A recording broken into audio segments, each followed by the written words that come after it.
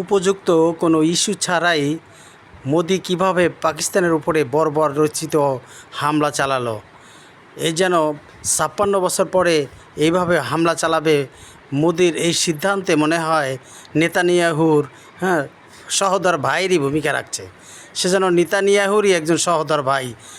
কিভাবে মুসলমানদের উপরে হামলা চালাতে হবে এইটাই তাদের ছিল একমাত্র কারণ, যে মুসলিম রাষ্ট্রে কিভাবে হামলা চালাবে এটাই তারে নেতানিয়াহুকে খুশি করার জন্য মনে হয় এর সিদ্ধান্ত নিচ্ছে মোদি। কোনো উপযুক্ত কোনো ইস্যু ছাড়াই এই হামলা চালিয়েছে। এটা ঠিকই বর্বর রচিত একটি মুসলিমদের উপরে একটি বিদ্বেষী মোদির ঘটনা। মোদি হইছে একটা বর্বর রচিত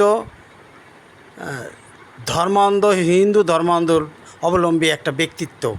যেমন ওদিকে আছে নেতানিয়াহু, এদিকে আছে ভারতে আছে মোদি, আর ওদিকে এই দুইজনই মনে হয় সহোদর ভাই। এরা মুসলমানদের উপরে সবসময় রক্ত দেখতে চায় মুসলমানদের। যেমন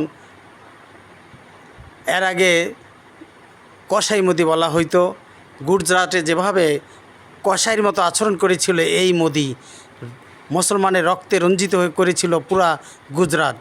আর আজকে সেই আবার পাকিস্তানের উপরে বর্বরচিত হামলা ৬ মে মঙ্গলবার রাতে, দিবাগত রাতে, এটা এক ধরনের জাতিসংঘ থেকেও এর কোনো প্রশ্নের উত্তর দিতে পারেনি। যুক্তরাষ্ট্র থেকে প্রশ্ন করলে তারা উত্তর দিতে পারেনি। মোদি লজ্জিত হওয়া উচিত, ঘৃণা দেওয়া উচিত মোদিকে। যে মোদি আসলেও ও এরই নেতানিয়াহুর সহোদর ভাইয়ের মতো ভূমিকা রাখতেছে। পাগল হয়ে গেছে। একই মায়ের পেটে দুইটা যেন কুসন্তান জন্ম নিছে।